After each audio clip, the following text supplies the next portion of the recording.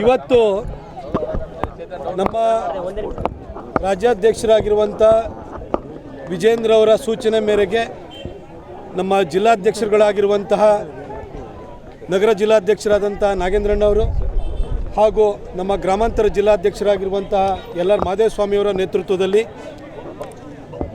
ಈ KRS ರಸ್ತೆಯಲ್ಲಿರುವಂತಹ ವಿವೇಕಾನಂದ ಪ್ರತಿಮೆ ಬಳಿ ಮೌನ ಪ್ರತಿಭಟನೆಯನ್ನು ಮಾಡ್ತಾಯಿದ್ದೀವಿ.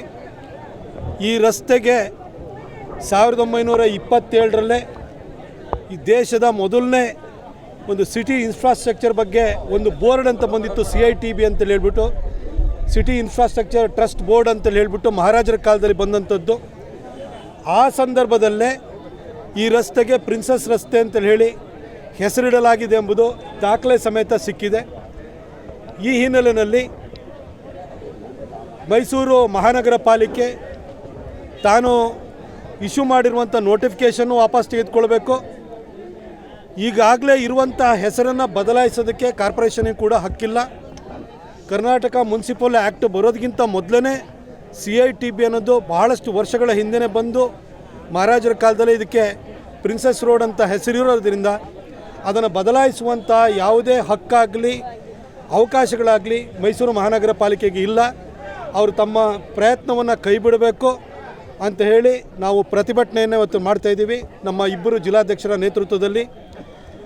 ಈಗ ಆಲ್ರೆಡಿ ಇಟ್ಟಿರುವಂಥ ಹೆಸರನ್ನು ಬದಲಾಯಿಸಬೇಕಾದಂತಹ ಅನಿವಾರ್ಯತೆ ಅಥವಾ ಧಾರ್ಷ್ಟ್ಯ ದ್ವೇಷ ಈ ಸರ್ಕಾರಕ್ಕೆ ಯಾಕಿದೆ ಅಂತ ನಮಗೆ ಅರ್ಥವಾಗ್ತಿಲ್ಲ. ಆದರೆ BJPಯ ಕಾರ್ಯಕರ್ತರಾಗಲಿ, BJPಯ ನಾಯಕರುಗಳಾಗಲಿ, BJP ನಮ್ಮ ಪಕ್ಷ ಆಗಲಿ ಇಂಥ ಒಂದು ಪ್ರಯತ್ನಕ್ಕೆ ಯಾವುದೇ ಕಾರಣಕ್ಕೂ ಕೂಡ ನಾವು ಅವಕಾಶವನ್ನು ಮಾಡಿಕೊಡೋದಿಲ್ಲ ಅನ್ನೋದನ್ನು ಸ್ಪಷ್ಟವಾಗಿ ಹೇಳಲಿಕ್ಕೆ ಇವತ್ತು ಈ ಮೌನ ಪ್ರತಿಭಟನೆಯನ್ನು ಮಾಡಲಾಗ್ತಾಯಿದೆ.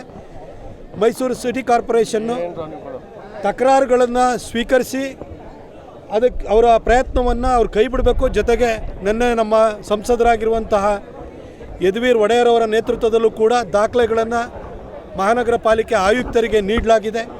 ತಕ್ಷಣಕ್ಕೆ ಮಹಾನಗರ ಪಾಲಿಕೆ ಈಗ ಆಲ್ರೆಡಿ ಹೆಸರಿಟ್ಟಿರೋದ್ರಿಂದ ಈ ಒಂದು ನೋಟಿಫಿಕೇಷನ್ನ ವಾಪಸ್ ತೆಗೆದುಕೊಳ್ತಾ ಇದ್ದೀವಿ ಅಂತೇಳಿ ಹೇಳ್ಬಿಟ್ಟು ಅವ್ರು ಘೋಷಣೆ ಮಾಡಬೇಕು ಅಂತೇಳಿ ಹೇಳಿ ನಾನು ಕೇಳ್ಕೊಳ್ತೀನಿ. ಹಾಗೆ ಸಿದ್ದರಾಮಯ್ಯ ಸಾಹೇಬ್ರಿಗೂ ನಾನು ಹೇಳಲಿಕ್ಕೆ ಬಯಸ್ತೀನಿ, ಸರ್ ಈ ರಸ್ತೆಗೆ ಹೆಸರಿಲ್ಲ ಅನ್ನೋ ಕಾರಣಕ್ಕೆ ನೀವು ಹೆಸರಿಡ್ತಾ ಇದ್ದೀರಿ ಅಂತ ನಾವೆಲ್ಲ ಅಂದ್ಕೊಂಡಿದ್ದು. ಆದರೆ ಇದರ ದಾಖಲೆ ಸಮೇತವಾಗಿ ನಮ್ಮ ಪಕ್ಷದ ಮುಖಂಡರುಗಳು, ನಮ್ಮ ಜಿಲ್ಲಾಧ್ಯಕ್ಷರುಗಳು ಹಾಗೆ ಯದುವೀರವರು ದಾಖಲೆ ಸಮೇತವಾಗಿ ಇದಕ್ಕೆ ಆಲ್ರೆಡಿ ಹೆಸರಿದೆ ಅನ್ನೋದನ್ನು ಸಾಬೀತು ಮಾಡಿದ್ದಾರೆ. ದಯವಿಟ್ಟು ಇದನ್ನು ವಾಪಸ್ ತೆಗೆದುಕೊಳ್ಳಿ. ಸರ್, ನಿಮ್ಮ ಹೆಸರಲ್ಲಿ ಈಗ ಆಲ್ರೆಡಿ ಒಂದು ಸರ್ಕಲ್ ಕೂಡ ಇದೆ, ನಿಮ್ಮ ಹೆಸರಿನಲ್ಲೇ ಇದೇ ವಿಜಯನಗರ 3rd ಸ್ಟೇಜ್ನಲ್ಲಿ ಒಂದು ಹಾಸ್ಟೆಲ್ ಕೂಡ ಇದೆ. ಅದ್ರ ಜೊತೆಗೆ ನೀವು ಮೂಡಾದಲ್ಲಿ ಮಾಡಿರುವಂಥ ಕೆಲಸ ಮೂಡ ಇರೋವರೆಗೂ ಕೂಡ ನಿಮ್ಮ ಹೆಸರು ಚಿರಸ್ಥಾಯಿಯಾಗಿ ಇರುವ ರೀತಿಯಲ್ಲಿ ಆಗಿದೆ. ಹಾಗಾಗಿ ಈ ರಸ್ತೆಗೆ ಮತ್ತೊಂದು ಸರಿ ಹೆಸರಿಡುವಂಥದ್ದು ಅಗತ್ಯ ಇಲ್ಲ. ದಯವಿಟ್ಟು ಈ ಒಂದು ಮೈಸೂರು ಸಂಸ್ಥಾನದಲ್ಲಿ ಇರುವಂಥದ್ದೆಲ್ಲ ಮಹಾರಾಜರ ಕುರುಗಳು, ಮಹಾರಾಜರ ಕಾಲದಲ್ಲಿ ಇಟ್ಟಿರುವಂಥ ಹೆಸರನ್ನು ಬದಲಾಯಿಸುವಂತಹ ಕೆಲಸಕ್ಕೆ ಹೋಗಬೇಡಿ. ಒಂದು ವೇಳೆ ನೀವು ಹೋದ್ರೂ ಕೂಡ ಅದಕ್ಕೆ BJP ಅವಕಾಶ ಕೊಡುವುದಿಲ್ಲ ಅಂತ ಸ್ಪಷ್ಟವಾಗಿ ಹೇಳಲಿಕ್ಕೆ ಬಯಸ್ತೀನಿ.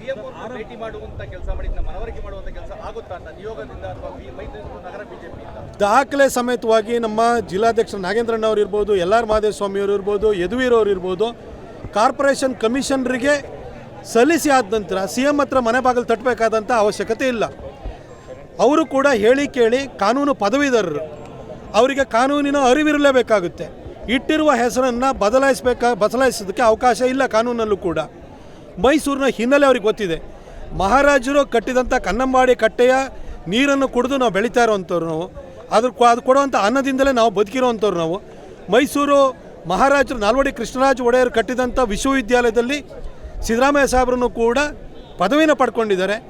ವಿದ್ಯೆಗಿರ್ಬೋದು, ಅನ್ನಕ್ಕಿರ್ಬೋದು ಅಥವಾ ಕುಡಿಯೋ ನೀರಿರ್ಬೋದು, ಎಲ್ಲದಕ್ಕೂ ಕೂಡ ಮಹಾರಾಜರ ಋಣ ಇದೆ. ಹಾಗಾಗಿ ಹೆಸರು ಆಲ್ರೆಡಿ ಇಟ್ಟಿರೋದ್ರಿಂದ ಅದನ್ನು ಬದಲಾಯಿಸುವಂತಹ ದ್ವೇಷವನ್ನು, ವೈರತ್ವವನ್ನು ಸಿದ್ದರಾಮಯ್ಯನವರು ಒಬ್ಬ ಪ್ರಜ್ಞಾವಂತ ವ್ಯಕ್ತಿಯಾಗಿ ತೆಗೆದುಕೊಳ್ಬೇಕು.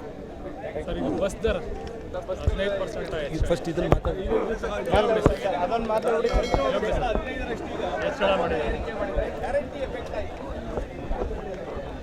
ನೋಡಿ, ಪಂಚ ಗ್ಯಾರಂಟಿ ಅಂತ ಹೇಳಿಕೊಂಡು ಕಾಂಗ್ರೆಸ್ಸು ಅಧಿಕಾರಕ್ಕೆ ಬಂತು. ಒಂದು ಕಡೆ ಮಹಿಳೆಯರಿಗೆ ಗೃಹಲಕ್ಷ್ಮಿ ಅಂತ 2,000 ರೂಪಾಯಿ ಕೊಟ್ಟರು. ಮದ್ಯಪಾನದ ರೇಟನ್ನು ದ್ವಿಗುಣಗೊಳಿಸುವ ಮುಖಾಂತರವಾಗಿ ಅದರ ಟ್ಯಾಕ್ಸನ್ನು ಹೆಚ್ಚು ಮಾಡುವ ಮುಖಾಂತರವಾಗಿ ಕರ್ನಾಟಕ ಸರ್ಕಾರ 38,000 ಕೋಟಿ ರೂಪಾಯಿನ ಬರೀ ಮದ್ಯಪಾನ ಪ್ರಿಯರಿಂದಲೇ ವಸೂಲಿ ಮಾಡಿಕೊಂಡು ಹೆಂಡತಿಗೆ 2,000 ರೂಪಾಯಿ ಕೊಡೋ ಗಂಡನ ಕೈಲಿ ವಸೂಲಿ ಮಾಡೋ ಈ ರೀತಿ ಮೋಸಕ್ಕೆ ಕೈ ಹಾಕ್ತು. ಪೆಟ್ರೋಲ್ ಡೀಸೆಲ್ ದರ ಅಂತ ಹೇಳ್ತಿದ್ರು. ಇವತ್ತು ಪೆಟ್ರೋಲ್ ಡೀಸೆಲ್ನ GST ಒಳಗಡೆ ತರೋದಕ್ಕೆ ಯಾವತ್ತು ಬಿಡ್ತಾನೆ ಇಲ್ಲ ಸರ್ಕಾರ. ಆದರೆ ಇವ್ರು ಟ್ಯಾಕ್ಸೇಷನ್ನ ಜಾಸ್ತಿ ಮಾಡ್ತಾನೆ ಇದ್ದಾರೆ. ಇವ್ರು ನಿರುದ್ಯೋಗದ ಬಗ್ಗೆ ಮಾತಾಡಿದರು. ಯುವ ನಿಧಿ ಅಂತೇಳಿ ಹೇಳಿ ಇವತ್ತವರೆಗೂ ಕೂಡ ಯುವ ನಿಧಿ ಕೊಡಲಿಲ್ಲ. ಆದರೆ ಬೆಲೆ ಹೆಚ್ಚಳ ಆಗ್ತಾನೇ ಇದೆ. ಒಂದು ವಿದ್ಯುತ್ ವಿಚಾರಕ್ಕೆ ಬಂದಾಗ 200 ಯೂನಿಟ್ ಫ್ರೀಯಾಗಿ ಕೊಡ್ತೀವಿ ಅಂತೇಳಿ ಹೇಳಿದರು. ಯೂನಿಟ್ಟಿಗೆ 3 ರೂಪಾಯಿ ಇದ್ದಿದ್ದನ್ನು ಇವತ್ತು 7.5 ರೂಪಾಯಿಗೆ ಮಾಡಿದ್ದಾರೆ. ಈ ಸರ್ಕಾರ ಬರೀ ಒಂದಷ್ಟು ಜನರ ಹತ್ರ ದರೋಡೆ ಮಾಡಿ ಇನ್ನೊಬ್ಬರಿಗೆ ಕೊಟ್ಟಂಥ ನಾಟಕ ಆಡ್ತಾ ಇದೆ. ಅದ್ರ ಜೊತೆಗೆ ಈ ಶಕ್ತಿ ಯೋಜನೆ ಅಂತ ಅಂತಂದರು, ಮಹಿಳೆಯರಿಗೆ ಫ್ರೀ ಅಂತಂದರು. ಇವತ್ತು ಎಲ್ಲ KSRTCಯ ಎಲ್ಲ ವಿಂಗುಗಳು ಕೂಡ ಮುಚ್ಚಿ ಹೋಗುವಂಥ ಸ್ಥಿತಿಗಿದೆ. ಹಾಗಾಗಿ ನೆನ್ನೆ 3,500 ಕೋಟಿ ಪ್ರಾಫಿಟ್ ಬಂದಿದೆ ಅಂತ ಹೇಳ್ತಾರೆ. ಈಗ 15% ಅದರದ್ದು ಬಸ್ ಟಿಕೆಟಿನ ದರವನ್ನು ಹೆಚ್ಚಳ ಮಾಡ್ತಾರೆ. 3,500 ಕೋಟಿ ಪ್ರಾಫಿಟ್ ಬಂದಾದಮೇಲೆ ದರ ಹೆಚ್ಚಳ ಮಾಡುವಂಥ ಅಗತ್ಯ ಎಲ್ಲಿದೆ? ಒಟ್ಟಾಗಿ ರಾಜ್ಯ ಸರ್ಕಾರ ಜನರನ್ನ ಲೂಟಿ ಮಾಡಿ ಒಂದೊಂದು ಜನಕ್ಕೆ ಕೊಡುವಂಥ ನಾಟಕ ಮಾಡಿಕೊಂಡು ತನ್ನ ರಾಜಕಾರಣ ಮಾಡ್ತಾಯಿದೆ. ಇವತ್ತು ಬ್ರ್ಯಾಂಡ್ ಬೆಂಗಳೂರು ಅಂತ ಹೇಳ್ಬಿಟ್ಟು ಊರಿಗೆಲ್ಲ ತಮಟೆ ಬಾರಿಸಿದ್ರು. ಇವತ್ತು ಬೆಂಗಳೂರಿನಲ್ಲಿ ಒಂದು ರಸ್ತೆ ಆದ್ರೂ ಕೂಡ ಸರಿ ಇದೆಯಾ ಅಂತ ನೀವು ನೋಡಿ. ಇಡೀ ಬೆಂಗಳೂರು ಅನ್ನೋದು ಒಂಥರ ನಾವೆಲ್ಲ ನಾಚಿಕೆ ಪಡೋ ರೀತಿಯಲ್ಲಿ ರಸ್ತೆಗಳು ಹಾಳಾಗಿದ್ದಾವೆ. ಇಡೀ ರಾಜ್ಯಾದ್ಯಂತ ಒಂದು ರಸ್ತೆಗೂ ಕೂಡ ಒಂದು ಹಿಡಿ ಟಾರನ್ನು ಕೂಡ ಹಾಕ್ತಾ ಇಲ್ಲ. ಆದರೆ ಜಾತಿಗಳ ನಡುವೆ ತಂದು ಹಾಕುವಂಥದ್ದು, ಮುಸಲ್ಮಾನರನ್ನು ಓಲೈಸೋಕ್ಕೋಸ್ಕರ UAPA ಕೇಸ್ಗಳನ್ನ ವಾಪಸ್ ತೆಗೆದುಕೊಳ್ಳುವಂಥದ್ದು, KJHಳ್ಳಿ ಮತ್ತು DJಹಳ್ಳಿ ಪ್ರಕರಣಗಳನ್ನು ವಾಪಸ್ ತೆಗೆದುಕೊಳ್ಳೋದು, ಈ ರೀತಿ ಓಲೈಕೆ ರಾಜಕಾರಣವನ್ನು ಮಾಡಿಕೊಂಡು ವಿಷಯಾಂತರವನ್ನು ಮಾಡಿಕೊಂಡು ಕಾಲಹರಣ ಮಾಡ್ತಾಯಿದೆ. ಈ ಬಸ್ ದರದ ವಿಚಾರ ಇರ್ಬೋದು. ಇಬ್ಬರು ಸಚಿವರ PSಗಳ ಹೆಸರನ್ನ ಬರೆದಿಟ್ಟು ಗುತ್ತಿಗೆದಾರರು ಬೇರೆ ಸತ್ತೋಗಿದ್ದಾರೆ. ಅವರಿಗೆ ನ್ಯಾಯ ಕೊಡುವಂಥ ವಿಚಾರದಲ್ಲೂ ಮಾತಾಡ್ತಾ ಇಲ್ಲ. ಹಿಂದೆ ನಮ್ಮಲ್ಲಿ ಈಶ್ವರಪ್ಪನವರು ಅವರು ಸಚಿವರಾಗಿರುವಂಥ ಸಂದರ್ಭದಲ್ಲಿ ಕಾಂಟ್ರಾಕ್ಟರ್ ಅಲ್ದಿದ್ದಂಥ ಒಬ್ಬ ವ್ಯಕ್ತಿ ಸೂಸೈಡ್ ಮಾಡ್ಕೊಂಡ ಅಂತೇಳಿ ಈಶ್ವರಪ್ಪನವ್ರನ್ನ ರಿಸೈನ್ ಮಾಡಿಸಿದ್ರು. ಆದರೆ ಇವತ್ತು ಪ್ರಿಯಾಂಕಾ ಖರ್ಗೆ ಆಗಲಿ, ಲಕ್ಷ್ಮೀ ಹೆಬ್ಬಾಳ್ಕರ್ ಆಗಲಿ ರಿಸೈನ್ ಮಾಡ್ತಾನೂ ಇಲ್ಲ. ಅದನ್ನು ಅವ್ರು ರಿಸೈನ್ ತಗೊಳ್ಬೇಕು ಅನ್ನೋ ಒಂದು ಕನಿಷ್ಠ ನೈತಿಕತೆಯನ್ನು ಸಿದ್ದರಾಮಯ್ಯನವರು ತೋರ್ತಾ ಇಲ್ಲ. ಒಟ್ಟಿಗೆ ರಾಜ್ಯದಲ್ಲಿ ಒಂದು ಬಂಡ ಸರ್ಕಾರ ಆಡಳಿತ ನಡೆಸ್ತಾ ಇದೆ. ಇದ್ರ ವಿರುದ್ಧ BJP ಪ್ರಬಲವಾಗಿ ಹೋರಾಟವನ್ನು ಮಾಡುತ್ತೆ. ಬಸ್ ದರದಿಂದ ಹಿಡಿದು ಪ್ರತಿಯೊಂದು ವಿಚಾರದ ಬಗ್ಗೆ ನಾವು ಹೋರಾಟ ಮಾಡ್ತೀವಿ.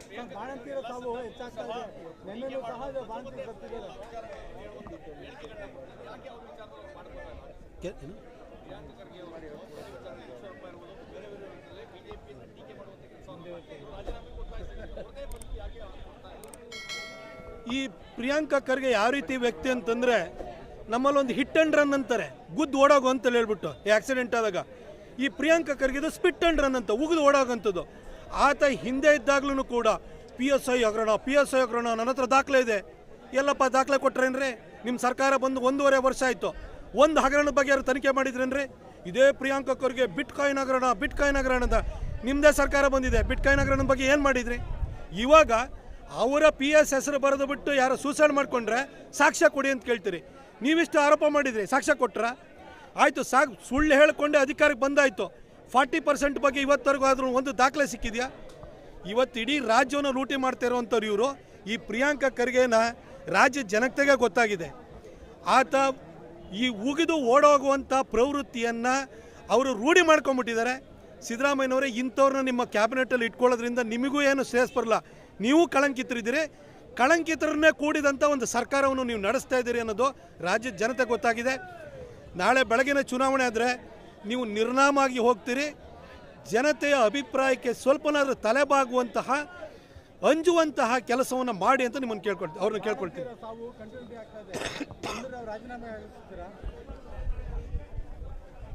ಈ ರಾಜ್ಯದ ಚುಕ್ಕಾಣಿ ಹಿಡಿರುವಂತಹ ಸಿದ್ದರಾಮಯ್ಯನವರಿಗೆ ಲಜ್ಜೆ ಇಲ್ಲ, ಅವರಿಗೆ ಅಂಜಿಕೆ ಇಲ್ಲ. ಇನ್ನು ಅವರ ಸಚಿವ ಸಂಪುಟದಲ್ಲಿರುವಂಥವ್ರು ಹೆಂಗಾಗಿದೆ ಅಂತಂದರೆ, ಹಿಂದೆ ರಾಜೀವ್ ಗಾಂಧಿಯವರು ಬೋಫೋರ್ಸ್ ಹಗರಣ ಬಂದಾಗ ದೇಶದ ಪ್ರಧಾನಿನೇ ತಿಂತಾನೆ ನಮ್ದ್ಯಾವ ಲೆಕ್ಕ ಅಂತ ಗ್ರಾಮ ಪಂಚಾಯತಿ ಪ್ರಧಾನಿಂದ ಎಲ್ಲರೂ ಲೂಟಿ ಮಾಡ್ತಾಯಿದ್ರು. ಇವತ್ತು ಸಿದ್ದರಾಮಯ್ಯನವರೇ ಹಗರಣದಲ್ಲಿ ಸಿಗಾಕೊಂಡ್ರೆ, ಹೆಂಡತಿ ಹೆಸರಲ್ಲಿ ಅವರೇ ಸೈಟ್ ತೊಗೊಂಡ್ರೆ ನಮ್ದೇನು ಲೆಕ್ಕ, ಅವರೇ ತೊಗೊಂಡ್ರೆ ನಮ್ಮನ್ನು ಕೇಳಕ್ಕೆ ಬರಲ್ಲ ಅಂತೇಳಿ ಎಲ್ಲರೂ ಕೂಡ ಅಂಗಡಿ ಓಪನ್ ಮಾಡ್ಕೊಂಡು ಲೂಟಿ ಮಾಡ್ತಾಯಿದ್ದಾರೆ. ಫಸ್ಟು ಸಿದ್ದರಾಮಯ್ಯನವರು ಅವರು ಅಧಿಕಾರದಿಂದ ಕೆಳಗಿಳಿಬೇಕು. ಅವ್ರ ಅಧಿಕಾರದಲ್ಲಿ ಕೆಳಗಿಳಿದಲೆ ಅವರು ಇದೇ ಥರ ಬಂಡತನದಿಂದ ಮುಂದುವರಿತಾ ಇದ್ದರೆ ಅವರ ಸಚಿವರುಗಳು ಕೂಡ ಬಂಡತನವನ್ನು ಪ್ರದರ್ಶನ ಮಾಡಿಕೊಂಡು ಈ ರೀತಿ ಲೂಟಿ ಮಾಡ್ಕೊಂಡು ಹೋಗ್ತಿರ್ತಾರೆ. ಮುಖ್ಯಮಂತ್ರಿಗೆ ಲಜ್ಜೆ ಇಲ್ಲ ಅಂತಂದಮೇಲೆ ಅವ್ರ ಕೆಳಗಡೆ ಇರುವಂಥ ಮಂತ್ರಿಗಳಿಗೆ ಲಜ್ಜೆ ಅಥವಾ ಅಂಜಿಕೆ ಅನ್ನೋದು ಇರುತ್ತಾ?